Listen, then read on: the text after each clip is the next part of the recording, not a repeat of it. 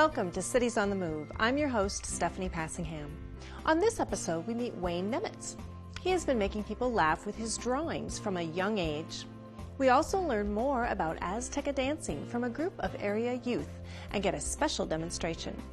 And finally, we learn the secrets of a good pizza from Steve Davis, owner of Steve's Pizza in Austin. Stay tuned for Cities on the Move.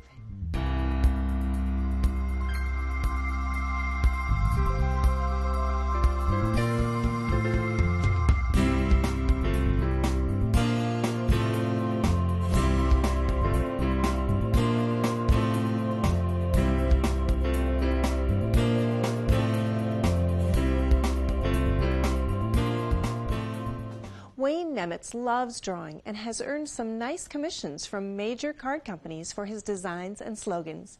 Let's meet him now. My name is Wayne Nemitz. I grew up in Austin, and I graduated in 1953, and my wife and I have been married almost 55 years. I would do my greeting cards as a sideline. I had an attic studio and would do greeting cards when I came home from work, and started selling them in 1969. My parents first recognized I had a talent when I was in fourth grade. I drew a picture of Jesus holding a lamb, and they were pretty surprised that I could draw like that. And I always had a good sense of humor because my dad had a really good sense of humor. First of all, I sold something to Chicago Daily News. They had a little contest going for $5. Come up with a slogan, and I came up with Hugh Hefner didn't have any playmates when he was little, and that won the $5. And right after that, I started sending in card ideas, and that kind of. But the first card idea I sold was American Greetings. It said I tied a string around my finger so I wouldn't forget your birthday, happy birthday finger. Most of the time, I would just I'd stick with like happy birthday and get well. I sold lots of get well and friendship and love cards, but once in a while they'll have a special project. Hallmark had a mouse project once, and I sold 12 mouse ideas out of that one project. Give me all your, it shows a little mouse and it says, give me all your hugs and all your kisses, and you open up all your all your cheese. And then another one was I left my cheese in San Francisco. And another one was, no, I didn't get you a birthday present. And you open it up and it says, kind of cheesy, huh? Hallmark only bought 1% from freelance, and yet I sold 30 to them in 1 year. And when I send the ideas in, I would send about 12 or 13 ideas in on an index card. Often they'd buy maybe 1 out of 13, or sometimes you'd hit it big and get 2 or 3 sales out of one batch.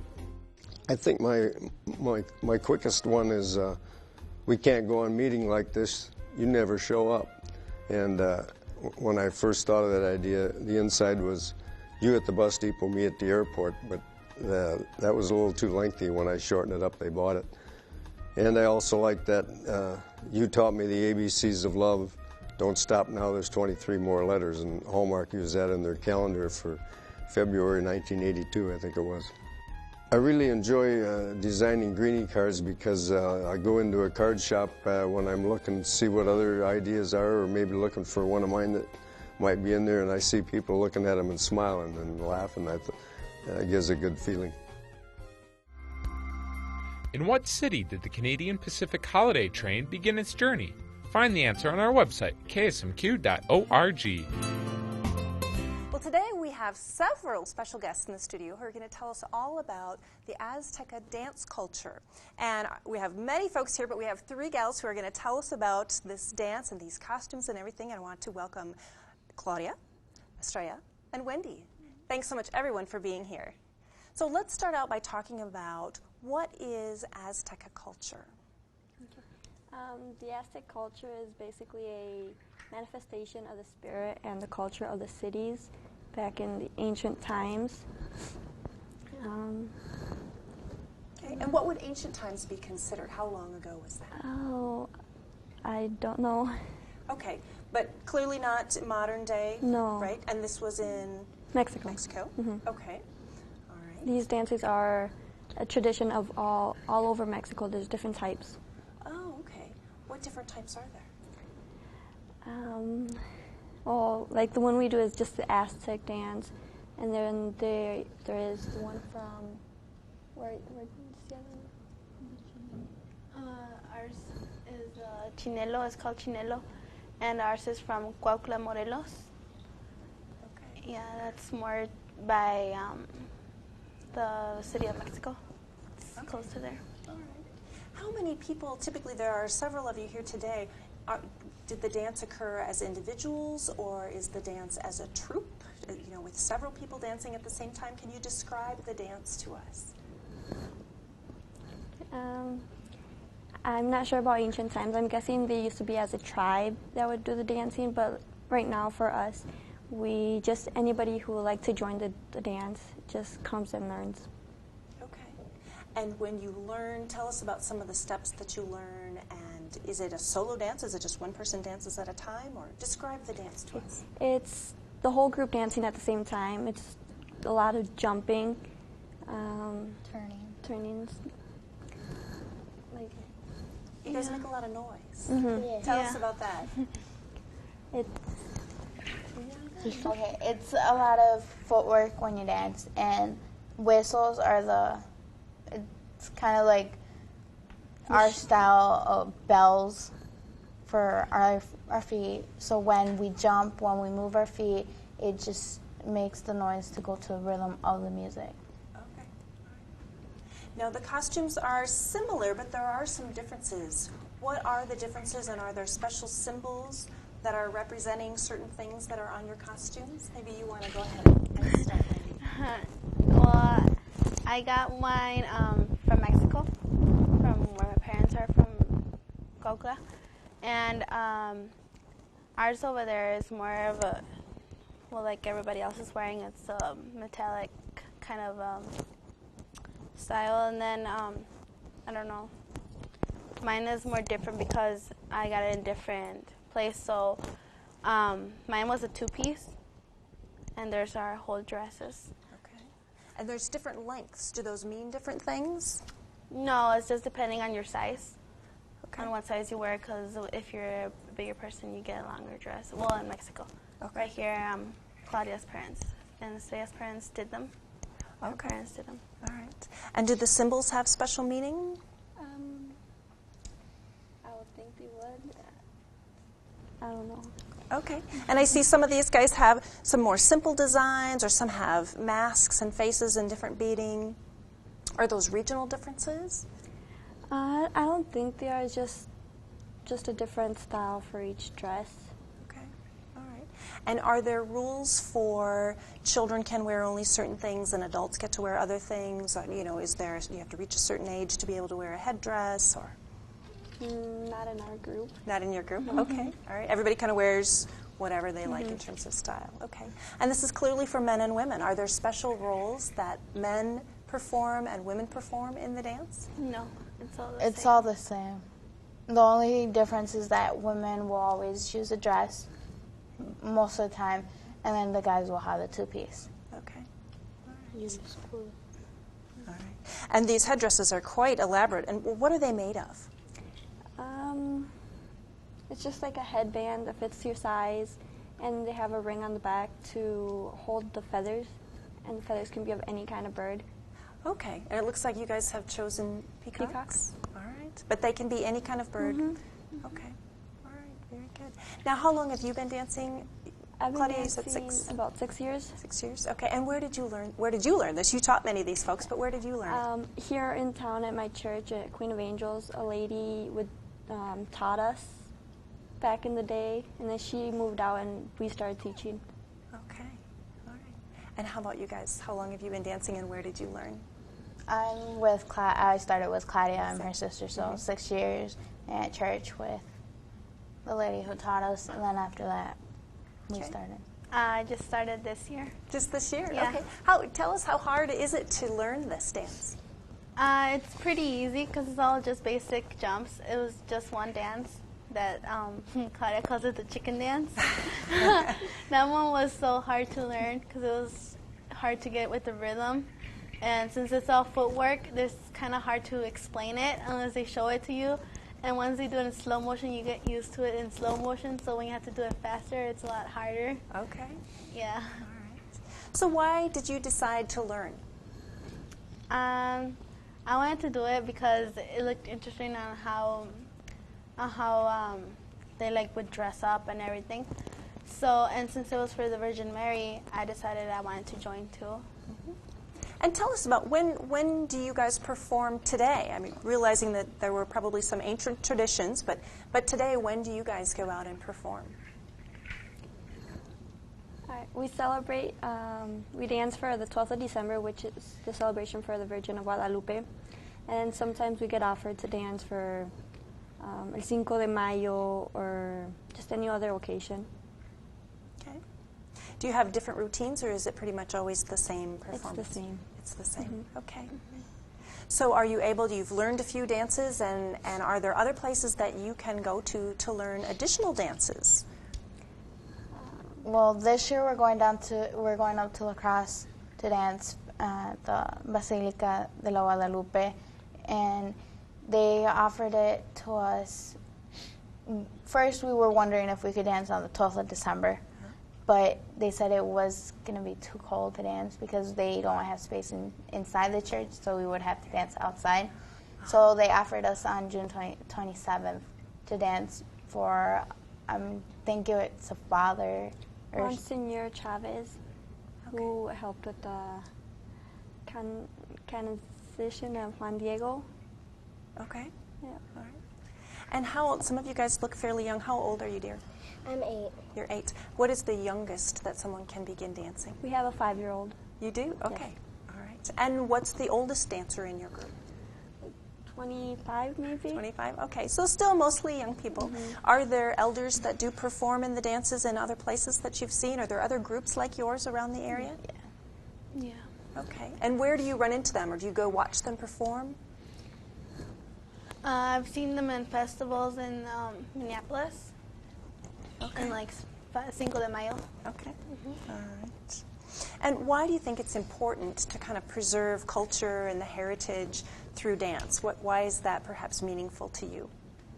It's a piece of history, and it's something that you always should have in mind, not just in a book.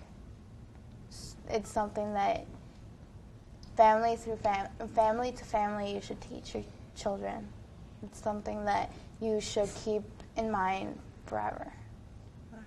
Wendy, what's your most favorite part about being part of this group?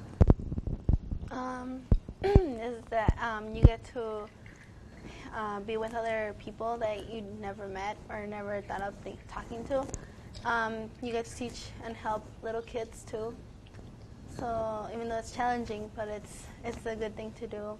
Then you, just performing in front of people, showing them your culture and other things that other people didn't even know about. So that's a good thing to teaching other people that didn't know anything about it. Great. Claudia, you have taught many of the dancers here. If someone is interested, they see this segment and they're, I would love for my children to learn how to do this, or themselves. How do they get in touch with you, or where would they come to learn how to do this dance? You could get a hold of Queen of Angels and just ask for information about the Aztec dance. And usually I start in end of September to start teaching for December.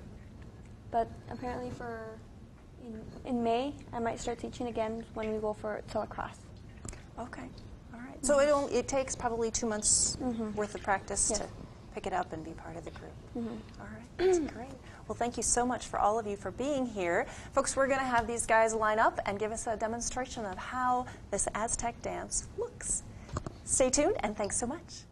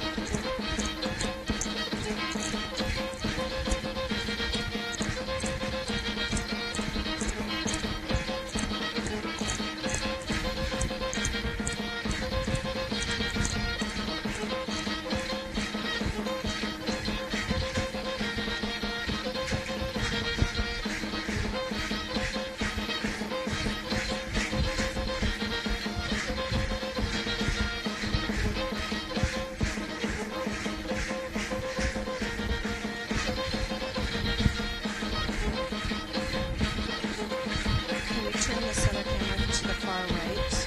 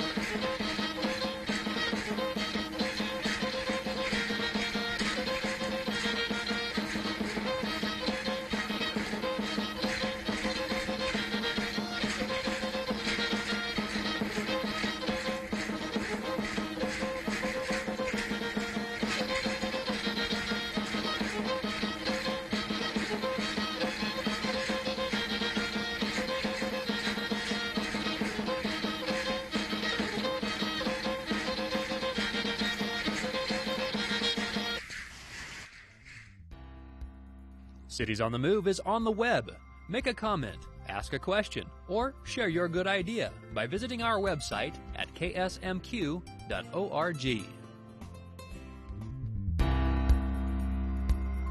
Pizza is one of Americans' favorite foods. Steve's Pizza in downtown Austin has been a local community establishment for 30 years. Let's meet the owner and find out more about how a tasty pizza is made. Pizza, an almost iconic American food. Who doesn't love it? Thin, thick, Chicago, New York, there's a style and flavor for everyone.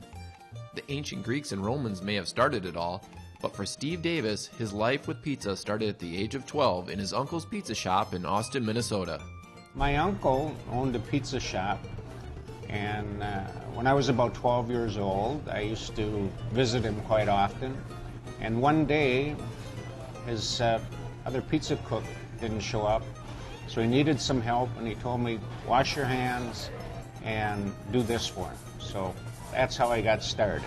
After working there through his college years, Steve and his wife had an opportunity to operate their own shop in Menominee, Wisconsin. An opportunity became available to purchase a pizza shop in Menominee, Wisconsin, which we did. We were there for about 3 years.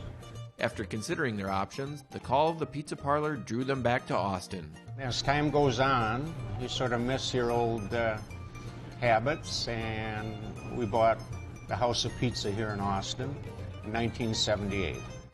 The Davises just celebrated their 30th anniversary in the community and a recent move to a new location downtown.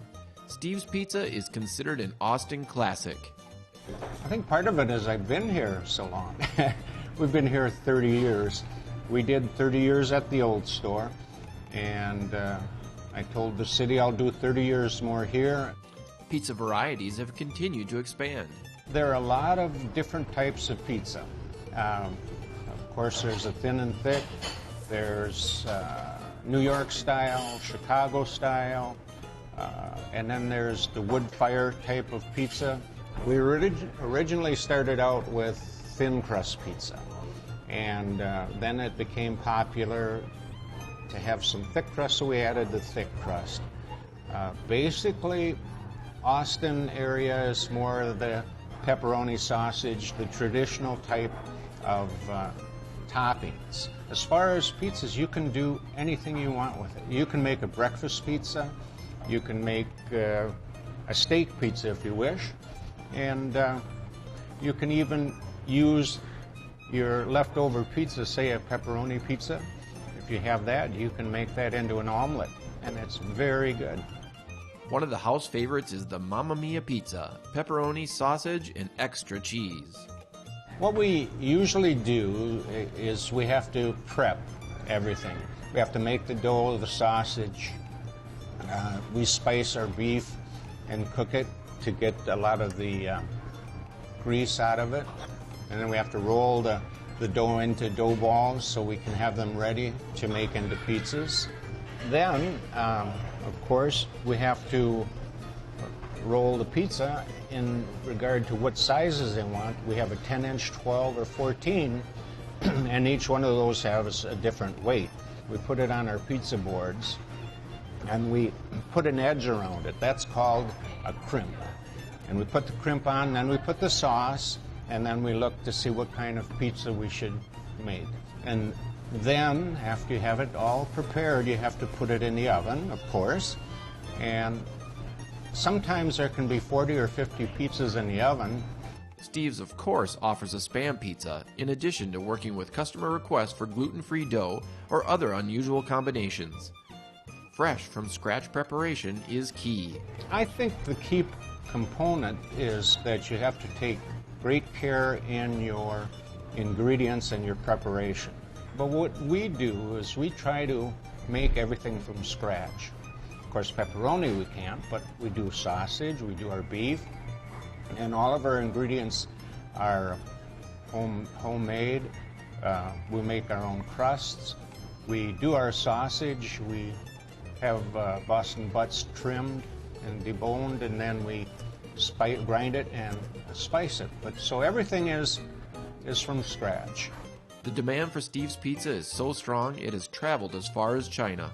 Our first long-distance pizza delivery was to China. There was a young man in Austin that majored in Chinese, and his friends got together and ordered a large Mamma Mia, and they packed it in dry ice, and they sent it to him. Fortunately for us, this area favorite is a little closer to home. Steve's Pizza, keeping Austin a city on the move.